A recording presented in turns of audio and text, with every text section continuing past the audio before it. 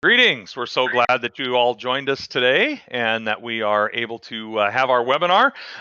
Unfortunately, Amy was having some, the computer was not wanting to cooperate today, so you won't see Amy. You'll just hear Amy. I'm in Nebraska, where it's a balmy, I think probably like 5 or 6 degrees today, and I don't even know what it is in Missouri. What's it like in Missouri today, Amy? It's about 30 degrees, but it's dropping, and we're going to get bad weather, apparently. Sounds like things are going to come in all over the place. So we're so glad you're with us. It's a couple minutes after the hour, so I think we'll go ahead and get started this afternoon. And again, we're glad you're with us as we talk about kind of the new trends and dynamics for rural and small town missions. And so just a couple of notes as we are beginning. If you have any questions, please, there is type them out in the attendee chat feature. It's a top left-hand side of your screen there. You've got a little arrow. You can pull out the attendee chat. You can type some questions there, or there's another chat feature at the very top in the top toolbar of the Any Meeting screen, and you can type your questions there as well. So if you have any during the time, at the end we'll do a little Q&A because Amy and I are both presenting. We'll try to keep track of that, but at the end we'll have a little Q&A time. And so we'll go ahead and get started with a word of prayer. Gracious Lord, we give you thanks for this day, for the opportunity to be able to gather together to talk about missions and ministry in rural and small town areas and how the dynamics are changing and yet oftentimes still remain the same. And so we pray your blessing be upon us this day and as we move forward in our webinar. God's, in Christ's name we pray. Amen. So, so we're talking about rural dynamics, which is kind of a broad topic today, and hopefully we'll be able to grant all of us will gain some insight into how these kind of ideas might shape our mission and ministry as we move forward into the future. So, first of all, we want to thank you for joining us, and I'm trying to get this. Here we go. Now we're working. We're cooking with fire.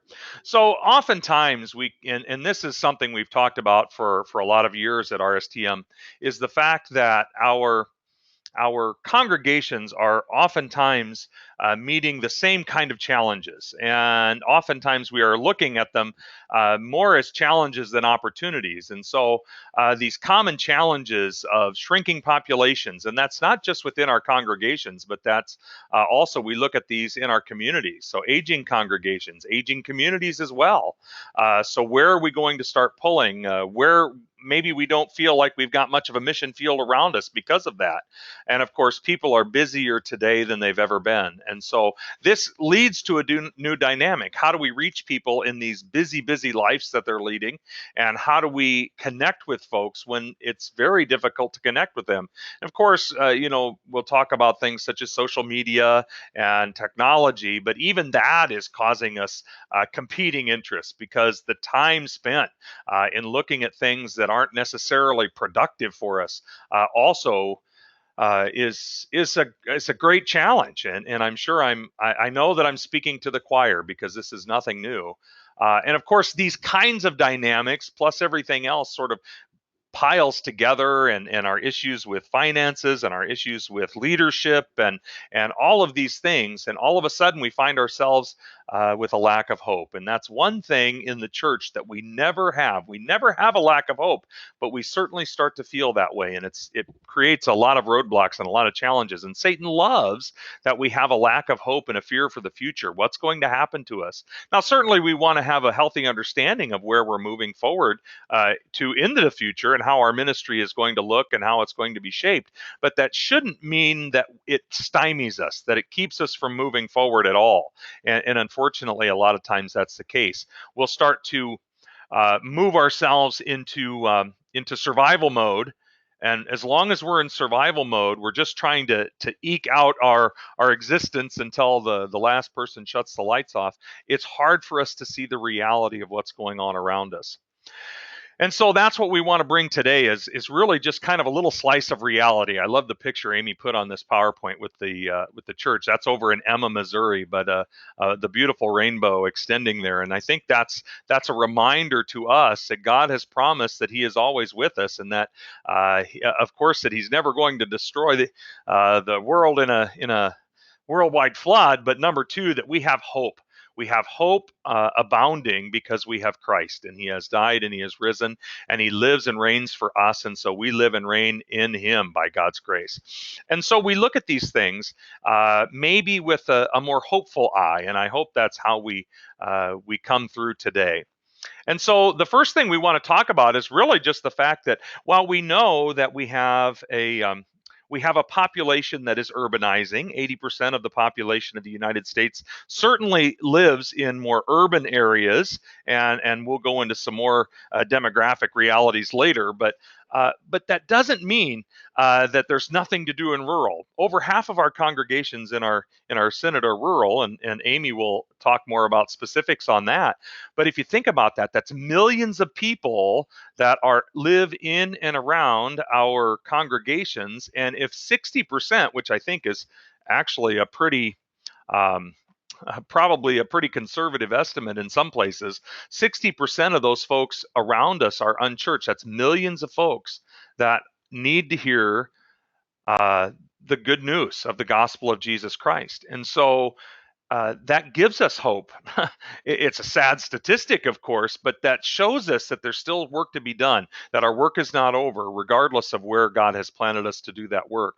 And so what it helps us to do is take a look at some new ministry models, and how can we model our ministry in order to engage, take care of the folks that are already members of our congregation, and keep that healthy, but as well as reach out to those who are lost among us. And also then we're going to take a look today at the brain gain, which is really an exciting look at how in many rural areas, and even if our population is declining, we're also seeing new folks moving back. So we might have a net decline in population, but we're seeing new folks moving into the area, and those folks are looking at getting involved, and our churches are just the place to do that. So we'll take a better look at the brain gain. So in many places out, though, we're actually seeing that we're having net population increases. They just aren't in the places and in the ways that we've seen them in the past. So Amy, I'll let you take over on some of those statistics. Okay. Oh, statistics, don't we love them? So how about our stats in the LCMS?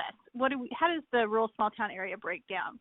Well, we know that more than half of our synod is rural and small town. That's more than 3,100 congregations out of those 6,000. And that's almost 17 million people that we have living in our rural and small town areas that we could reach with our Lutheran congregation. So that is a lot of potential people that we can reach out to, that huge mission field that's right outside our doors. Sometimes we think we don't really have that many people to reach out to. Everybody's connected to a church, but that's not true. These people are unchurched. They need somebody to bring them to Jesus. And so we have this huge mission field that we need to reach out to. I just thought it was kind of fun to know we have the smallest congregations that we found and the largest congregations that were designated rural. And if you're interested, how we designated all this information was using this website that's listed here at the bottom of the PowerPoint. It's called Am I Rural? From we get it through the USDA. So it's much more site-specific than just using census data. We can put in a very specific address and get you that exact information. We'll go on to the next page. You'll notice a little bit more information about membership versus worship.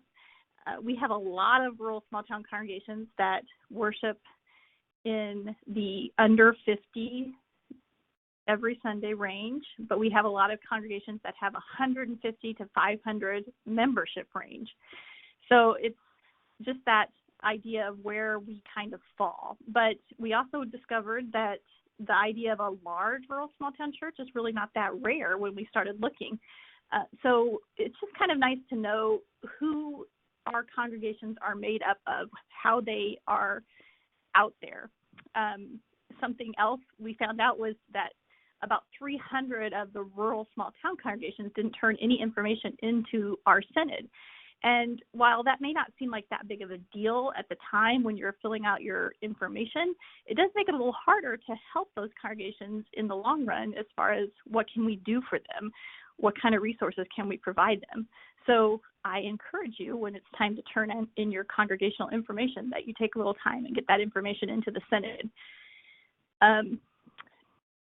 We noticed that with this large discrepancy between membership numbers and worship numbers, that's something that Rural Small Town Mission really strove to address when we were helping create the Engaging the Wandering events, because we recognize that there's that unique 24/7 culture of rural small town America that can present challenges and blessings that our church needs to handle in very sensitive ways. And we feel like that's something that's a little bit unique to our culture, and we want to help our congregations address that in a way that allows them to be winsome and welcoming to both their members and incoming people as well. That number of 600,000 is a total of number of confirmed members in rural small town areas, and that equals about 40% of all of our LCMS members worldwide. So our rural small town members make up a big part of the LCMS. If we go to the next page, we can talk about Lutheran education in rural small town. And again, just kind of fun numbers here just to see how many early childhood centers, elementary schools, and high schools we have. Rural small town is making a big impact when it comes to Lutheran education. And I'm just going to skip over that real quickly. I think it's just kind of fun numbers to see. But when we go on to talk about what do we see when we get to our rural small town communities, what is happening there? Pastor Colbaum mentioned we do see a decline in the overall numbers of rural populations. However, we can't just say that, oh, it's always going down. We have seen that rural population is actually, in recent years, actually kind of trending up. There was a decline that began in 2010, and then it reached its lowest levels in recent years in 2011, 2012. But then it began to reverse. And so in recent years, we started to see this more of an uptick in rural populations, which is a good thing because we also saw a decline in rural poverty after 2013, which reflects what we are seeing as well in just the economy in general.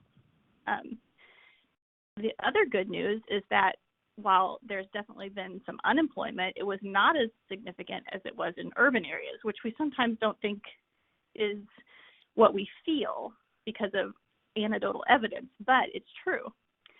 So we also have, not surprisingly, more people in that 65 plus area. And that is part of what we will talk about when we get to the brain gain. That is because we have people coming back after they are older than 30. And so it increased. We already had a greater population in the 65 plus because they were staying, but then we also have more people returning as they were 30 and older. So there's a lot of factors contributing to the increases that we have been seeing in rural population. While they're not a huge increase, they are not the declines that we were maybe hearing about before. A lot of this is decreases in all racial and ethnic groups.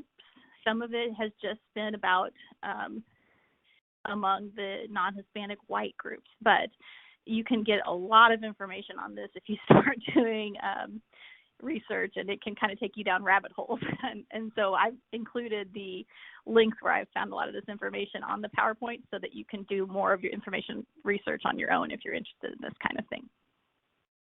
I'm going to go ahead and go forward to the next slide. And this is some of the stuff that we sometimes have heard in the media about rural and small town, which can kind of give us the idea that everything is sort of dying in the middle of the country in rural small town areas, that we have to fight for our American countryside, that the middle of the country is dying. Or a quote that I've heard before is that when death comes to the small town, the school's usually the last thing to go. A place can lose its bank, its tavern, its grocery store, its shoe shop, but when the school closes, you might as well put a fork in it. Same thing can sometimes be said about the church. If we close the church, the town's dead. Well, these are bad and depressing things to hear, but are they reflective of what we're actually seeing in small town? Go to the next slide. And I'm going to pass this on to Pastor Kohlbaum, but I want to make one more comment. I just want to say, do we actually see this happening in our small towns when these things happen, or is it what people feel like? Okay, I'll pass that to you. There you go. Well, really, and I often, and if you've ever heard me present before, you might have even seen me do this.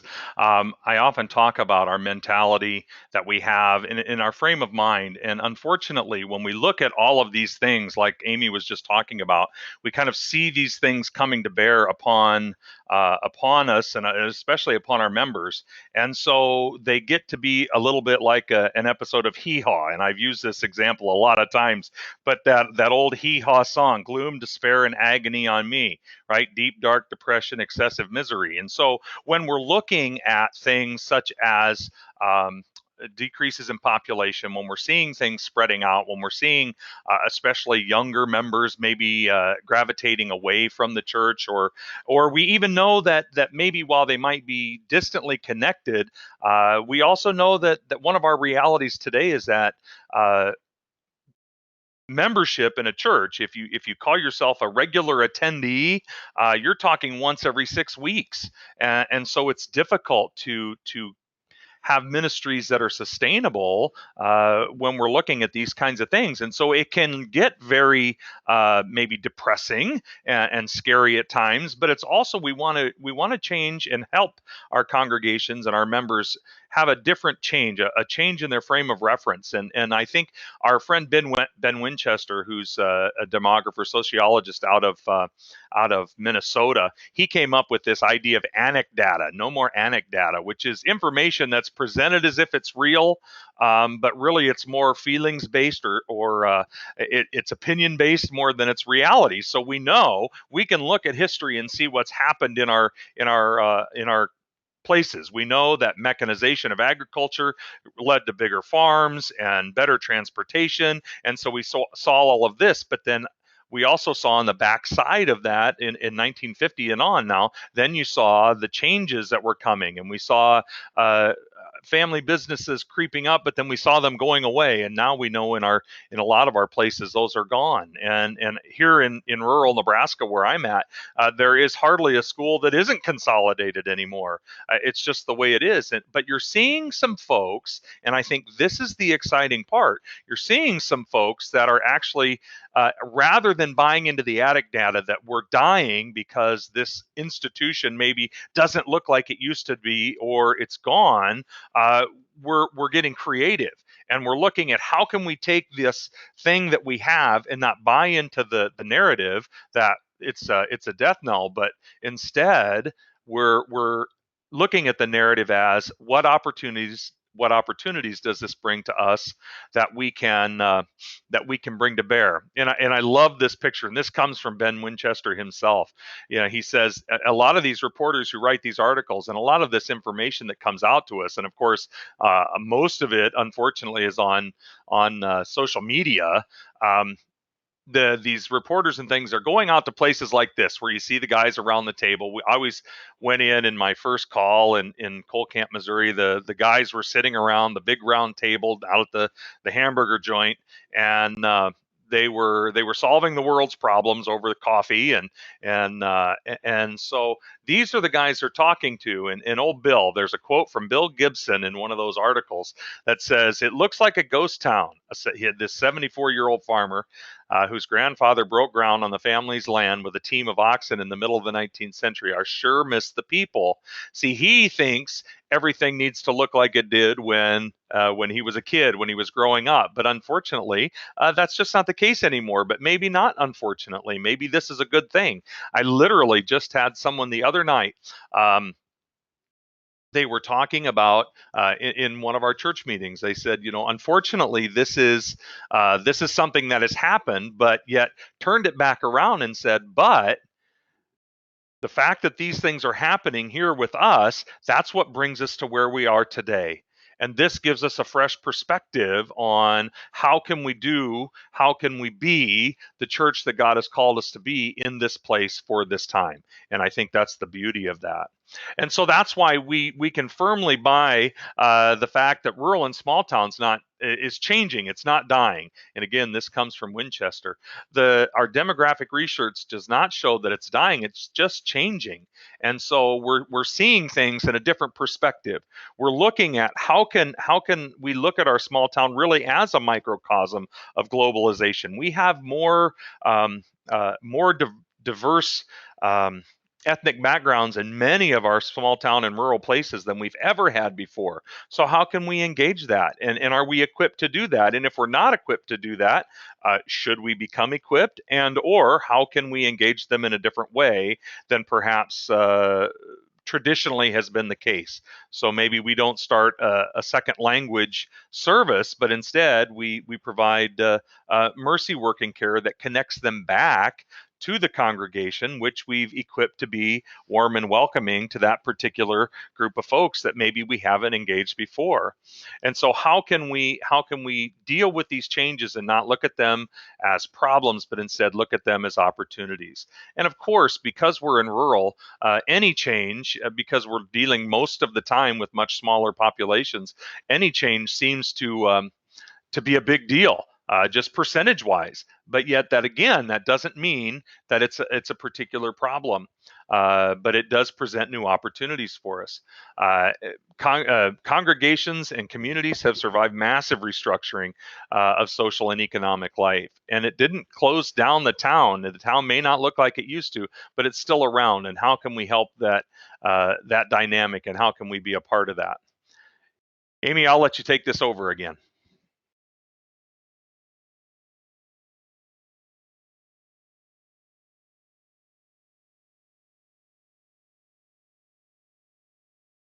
Well, maybe I won't have Amy take it over again. Sorry, folks. Sorry. Are you still there? Okay, good.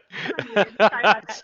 Yeah, I'm down on slide 14. Unfortunately, Amy can't see the PowerPoint, so this is a bit more of a challenge than it should be. Little technical difficulties. Yeah. So this slide looks a little daunting. It talks about rural America has a sicker and poorer population.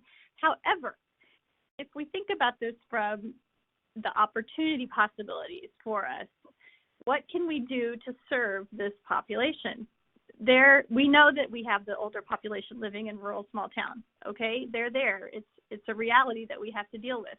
But we also know we have the opportunity to serve them. So how can we, as the church, serve this population?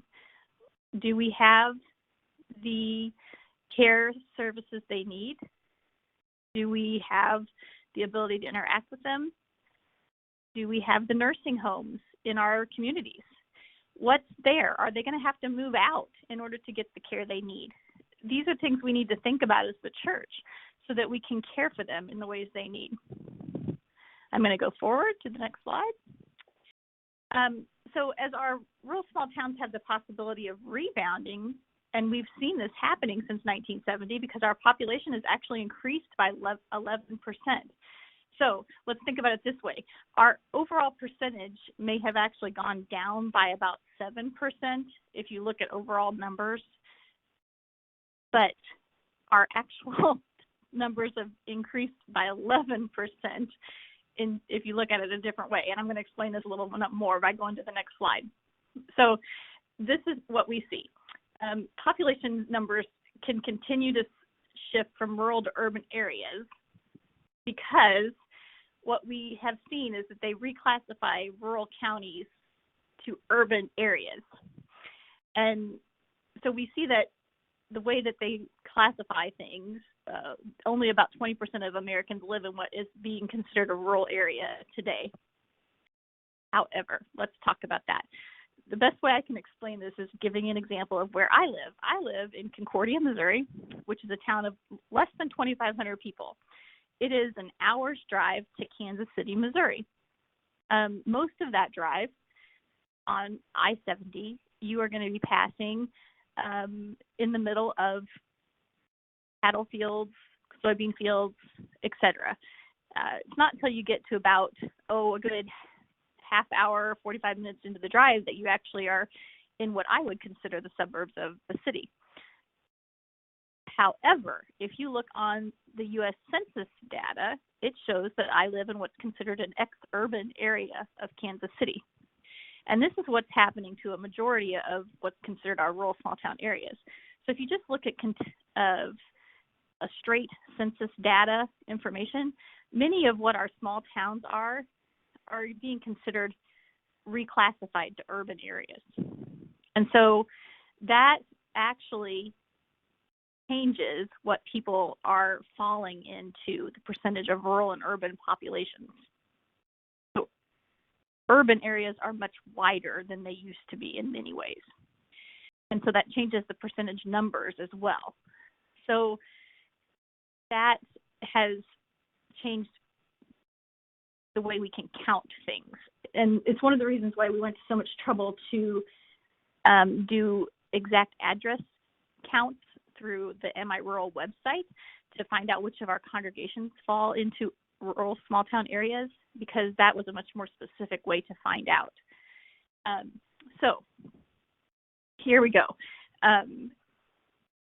When you look at graphics like this, they're counting on that much more general way.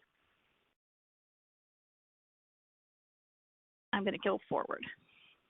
So this goes a little bit more into that same idea, that the population figures that are reduced by formerly rural places since 1974, such as Iowa, they are shrinking. And we have to talk to you about how are the actual communities seeing itself. Are they seeing themselves as rural? So like my community, it sees itself as a small town, a rural small town. It's an old farm town. It does not see itself as a suburban of Kansas City, for example. And we need to remember that as we talk to our rural small towns. And these places in general don't have any desire to be seen as part of the urban sprawl. I'm going to go forward. Now, this is where we start. This is a funky, hard to read slide when you're looking at it in such a small space, and I apologize, but what it's basically telling you is how we are seeing this movement into rural and small town areas in that age group of 30 to 34. And it's just supposed to give that idea is you can see across the country that all the darkest areas are movement into rural and small town areas. We worked with Ben Winchester, that Pastor Colbaum mentioned him just a little bit ago, from the University of Minnesota on this very large research project. And you can get much more information on the brain gain, the rural brain gain, if you want to watch his presentations on PBS or through PBS on YouTube or through his website specifically. And I recommend it. It's very, very interesting. All right, this is slide 19. So why do newcomers want to come to our rural and small town areas? Well, they're looking for the things that make their lives better.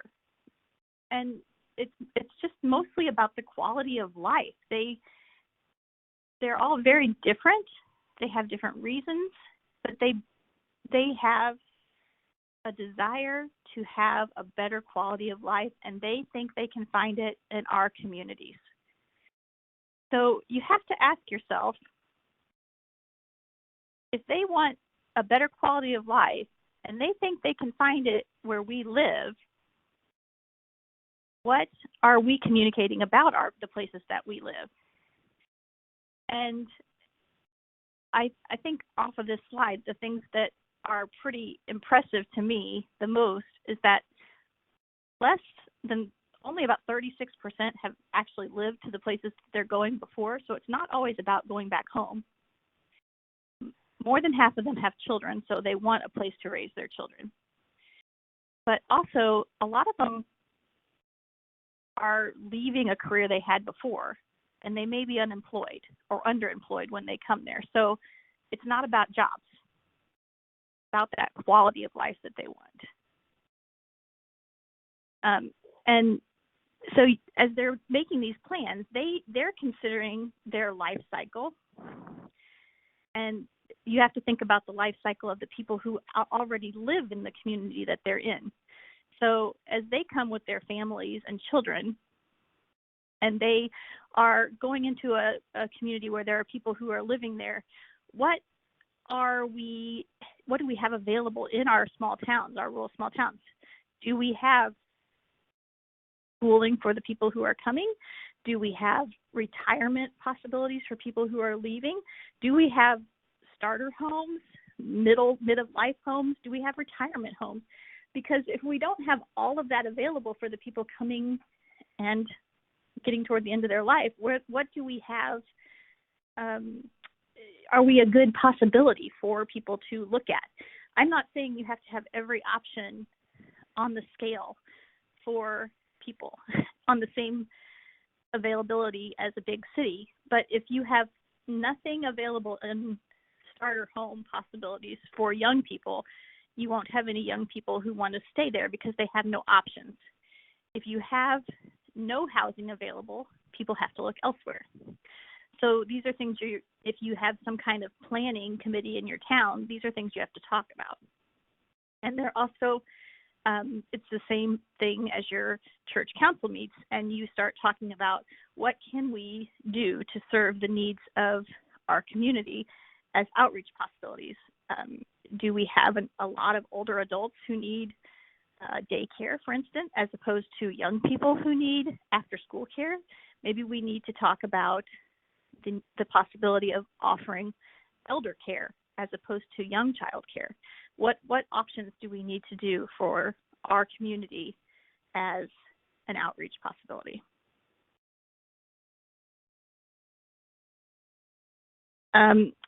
So along with these things, we have the idea that our rural small town social life is part of their quality of life that these newcomers want. And we have a demand for both that social life, and with that comes a demand for leadership training. You can probably think of lots of examples of things that tie into both social life and leadership. Things like your Lions Club, Rotary, maybe Red Cross, Chamber of Commerce, and of course your church. And we know that we need a certain number of people to run both our town and our church. And you only have so many leaders available for all of those things. And we know that we don't want to burn out our leaders. And so we need to keep in mind that they can only do so much. And we need to keep in mind that people connect differently today than they did before, but they also express that they have a difficulty connecting today than they used to. So what can we as the church do to find ways to make that connection more powerful so that they want to come and be part of us?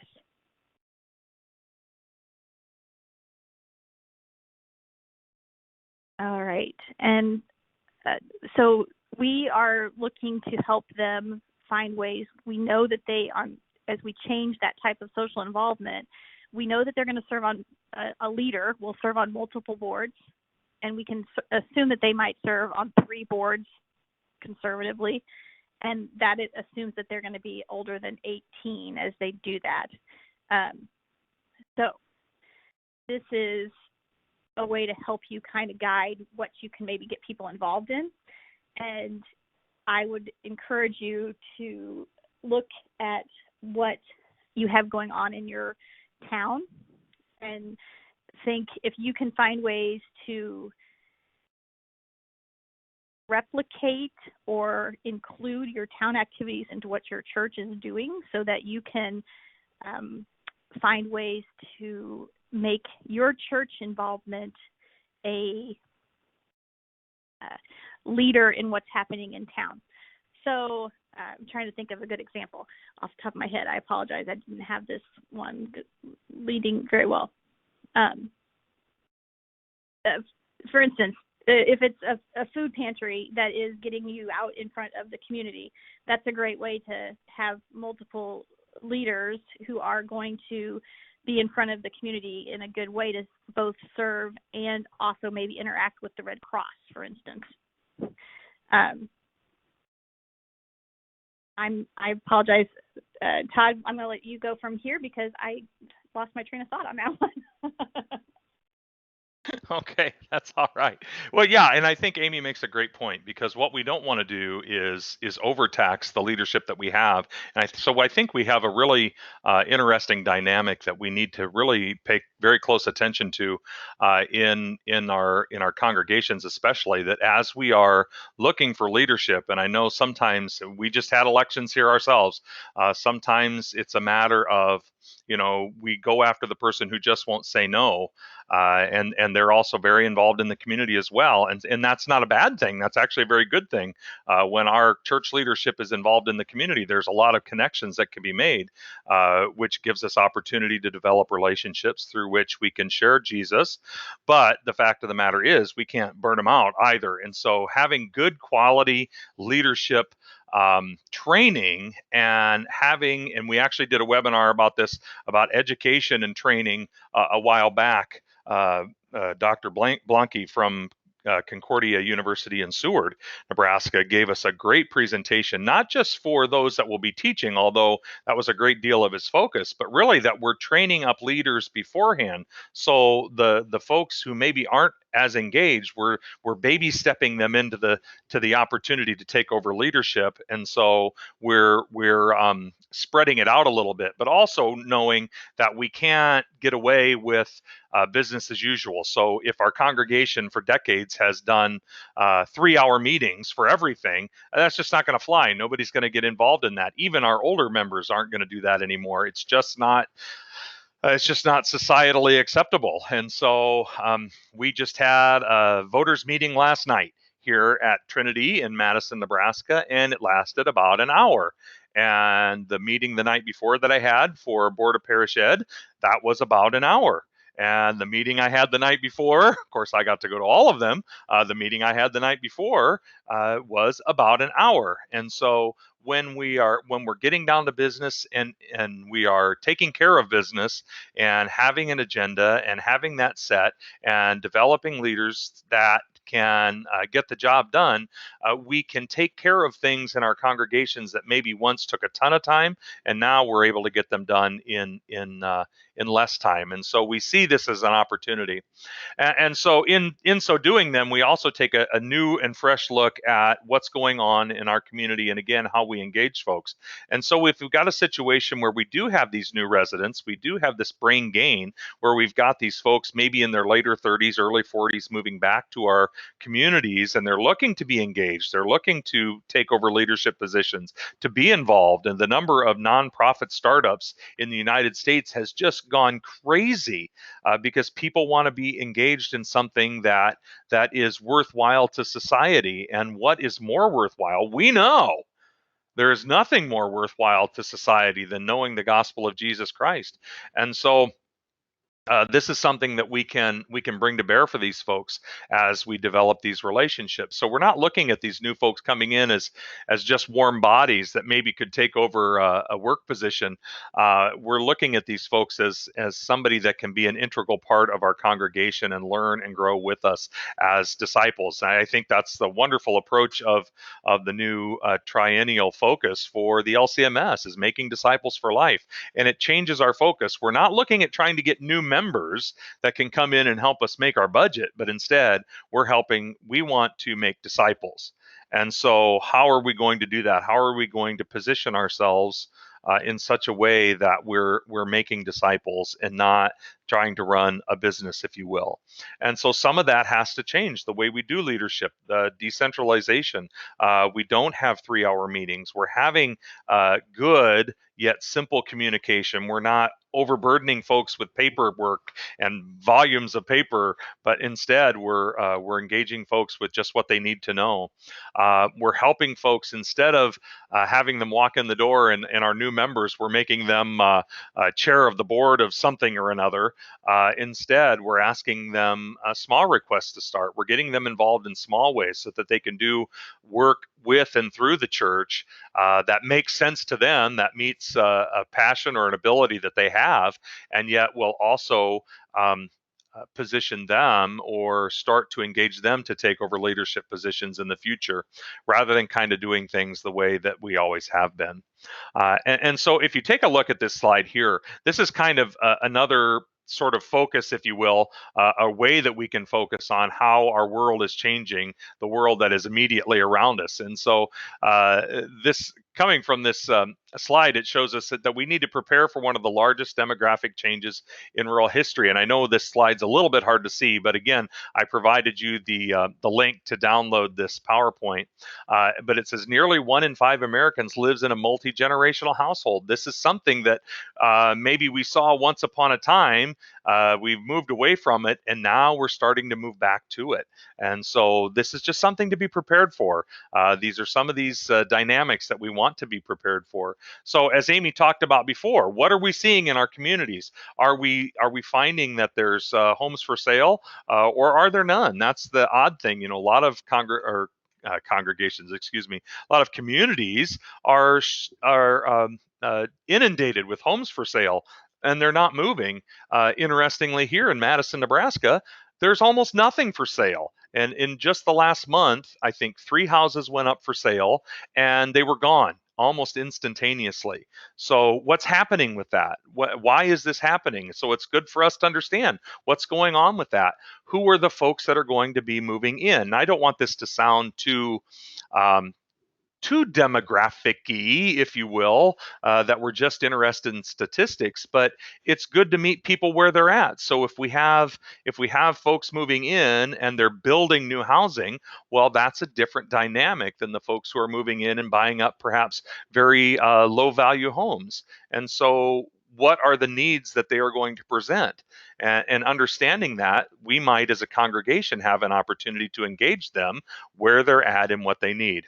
I really still don't know who these yahoos are. But these actually, the kid in front, that's Amy's son. He'd love that you put that in there, Amy, I'm sure. That's I know, 15 now. yeah, he's 15. That's classmates actually of my daughter as well, who we've moved away, but they're at the old Creamy Freeze there in Concordia, Missouri, enjoying their ice cream on a summer day. But really, where we're looking at things, we want to portray rural, and especially in our rural congregations, we don't want to give the idea that we're dying and why would you want to be a part of us. And I think that's one of the narratives that has really permeated an awful lot of our congregations. And certainly, as we're going out and our excuse me, our focus is bringing the gospel to those around us, and sustaining those folks with the gospel, with word and sacrament ministry that are among us. if we are constantly hanging our heads and looking like we have nothing to offer and there isn't anything why we should bother to do this, well, people are going to get that feeling. And why are they going to bother? And it really harms the proclamation of the gospel, this great good news that we have. And so we want to be careful of that. And so this narrative that we are promulgating makes a big difference. And I love when Amy put this PowerPoint together. She reminded us of Proverbs 22:6. Train up a child, and so really we're training up our congregations not to think on personal preference and budget and finance levels anymore, but instead, what is the mission and ministry that the Lord has put in front of us at this time in this place? And because there's always something to offer, because we are called by the gospel. And so we have this opportunity to share that. And so we're not going to take a ton of time talking about this. We've really hit a lot of these things, but I encourage you, this is a great way to start to look at what are some of the dynamics that are changing our communities? So what's building up? Of course, we know we have a diversifying economy because our economy is global. Even in rural small town areas, we've got global economies because of the internet. People no longer live in a place; they live in a region. I remember one of my very first shut-ins. Elsie Pearl, who was just an absolute delight to go visit. She was in her 90s, still lived in her little farmhouse out on the farm, and she would tell stories. And my younger daughter, Abby, who's in Josiah there from that last slide, they're the same age. She would love to go with me and hear these stories about how Elsie Pearl, the farthest until she was a grown woman practically, she hadn't traveled any further than the railroad that was just a few miles north, and that's when they went. And especially they used to take their cattle up there. She wasn't involved with that as much, but they'd go up there to get things from the train or take things to the train, and that was really it. They lived in that one place. Now we live in a region. I drive my daughter 20 miles every day to go to school. It's not. It's just not a problem anymore. And so, how does that change? And so, how do we look at when we're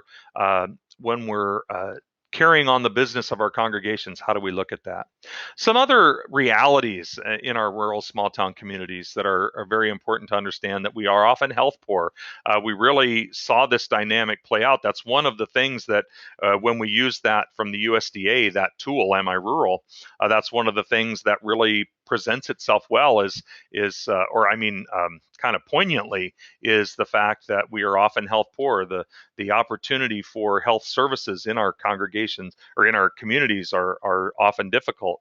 There's a lot of folks living with food insecurities, and of course we know that drug abuse and substance abuse is not an urban problem. It is a very big rural problem, and we have many congregations that are engaging that. We just had a webinar 2 months ago on a great ministry that is being carried out down in southwestern Missouri, to reach out to those folks who are substance abusers and that are really struggling in these communities, and they're reaching these folks with the gospel, and it's a great ministry. I encourage you to take a look at that. And so because of this lower availability of healthcare providers, because of this new racial diversity that is in many of our communities, where we just don't see the homogeneity as we have before, and this is a beautiful opportunity again to reach people where they're at. But we got to take a look at what are the demographics in our particular communities, and those are always available to us through Lutheran Church Extension Fund. We can get great demographic reports, so we can really understand what's going on in our particular community. So again, we can reach people where they actually are, not necessarily where we think they are. And then, of course, we have these hidden challenges in our communities, and we always have had them, but I think we're seeing them in greater numbers now. Of course, mental health and domestic abuse, and just next month we're going to have a webinar on domestic abuse in rural and small town areas put on by Deaconess Kim Shave, who's the Director of Humanitry, and she's done some really great work with that. but how do we help our people cope with this? Because now it's affecting more of our members than it ever has before. The idea of sex trafficking, it just was unheard of and just not all that long ago, and yet now it's proliferating all over the place, and especially in rural areas, because where there's a main highway that goes through, oftentimes we have drug trafficking and we have sex trafficking. Both are great problems. We had a great webinar just not too long ago on mental health, and Amy, I'll let you jump in there. I was just going to say, I think that sex trafficking in particular, people are not always aware that the child or young adult does not have to actually be taken to be sex trafficked. They can still be living in your community. So just be aware of that, and it does happen in rural areas at a much higher percentage than urban, as a matter of fact, which is shocking. Terribly shocking. And we have, unfortunately, with the proliferation of the internet availability on phones, Angie, my wife, she's working on a degree in counseling, and she just was studying some statistics that say that if a child has a phone by the time a smartphone by the time they're 15, they will have, not they may have, they will have been contacted by a sexual predator. Now, it may not be overt, but there will be some sort of contact, at least attempted. They will have attempted it, and so that's pretty scary statistics.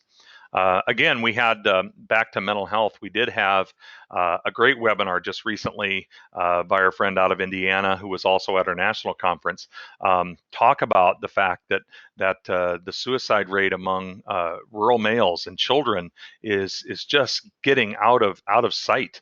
The mental health disorders, fourth most identified rural health priority in rural areas. It's the fourth most identified, and then of course substance abuse. So what is happening in our rural congregations that reflects this, and maybe what are we doing to help our folks with these realities? It's important for us to get a hold on this. Another really interesting thing, rural students graduate from high school at higher rates than urban students, at about the same levels as their suburban counterparts, but only 59% then go straight to college, compared with 62% of urban and 67% of suburban high school graduates. So what are we doing to assist these folks? If they're not going away, how are we helping them to learn how to be self-sufficient? And how can that then, and the reason why this is a big deal to us, how then are they able to stay connected to the church? How do we help this idea that in the story of the office hours, really interesting story, if you connect on that link, just to give you a snippet, the idea that the prof had office hours and you had to go meet with the prof, this rural student. It just terrifies them. And so how are we helping our graduates, the ones that we keep around past confirmation, how are we helping them to survive out there and stay connected to the church once they're out there? And if they need that extra support, how can we provide them with that extra support so that they, number one, can be successful at whatever their endeavor is, but also too, again, so they stay connected to the church. Amy, and I'll let you talk about some of these things that we have to offer. Maybe some of you know, Amy has gone to work for Lutheran Bible Translators. Fantastic opportunity for her to talk about communication. So I'm going to give her one last chance to talk about what RSTM has to offer. Oh, thank you. So, as we talked about all the things that we hope the rural small town congregations are doing where they are, what does Rural Small Town Mission do to support those congregations? We're here to, well, Pastor Kohlbaum and I, in my former capacity, is there to offer encouragement, ideas, resources, leadership training, and hope always to those congregations.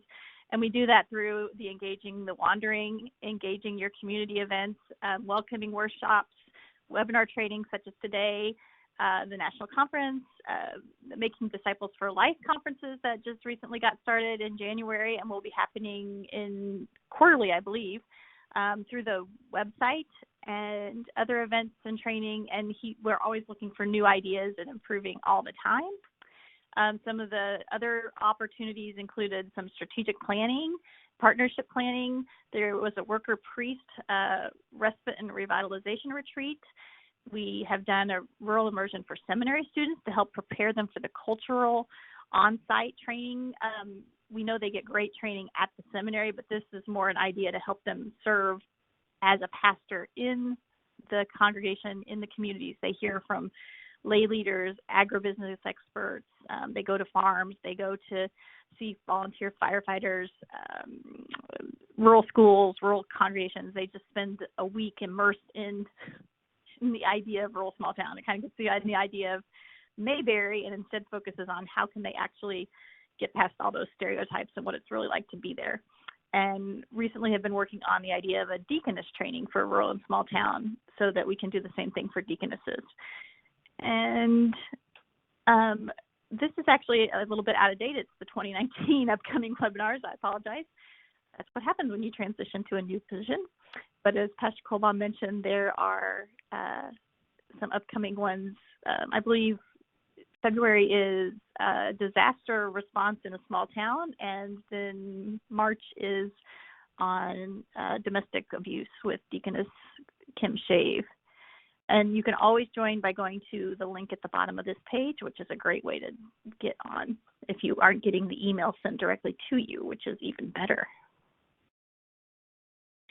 And don't forget, you can always see the recordings in the archive, which is a great thing to do if you haven't been able to join us at the live time. And we have an archive going back to 2013, so you can get to almost any topic. And these are just a few little snippets there for you to see what's happening. And then the website has a great overview of what's happening with rural and small town. There is PDFs of the brochures and other informational downloads, the upcoming events with the engaging your communities or engaging the wanderings or welcoming workshops, the newsletter archive, and outreach to tons of resources. So you can find pretty much anything you like on the website. And the contact information for the office is listed as Concordia, but the phone numbers and the websites and everything are still up to date. So you can still reach Pastor Colbaum in Nebraska. You can reach me. Yeah, that's the beauty of internet and cell phones and all that jazz now. So yeah, well, thanks, Amy. And thank you all for joining us. We have come to the end. If you'd like to dig a little deeper into these dynamics, please feel free to download our PowerPoint for today, but do not hesitate to give me a call, and we would love to talk through some of this stuff with you and maybe even come out and do a presentation. Amy gave you a little preview of what's coming up in February. We do have that webinar on disaster response, and then in March, domestic abuse in rural and small town areas. And in April, we're looking at revitality, so that new self-assessment rolled out by LCMS Office of National Mission. And so that's coming up as well. Amy, I don't see any questions. So if you have any, get them in there about the next couple of seconds. Otherwise, we're so glad again that you joined us today, and we look forward to helping you in any way we possibly can. Do not hesitate to give us a call. Thank you, and God's blessings to you on your work.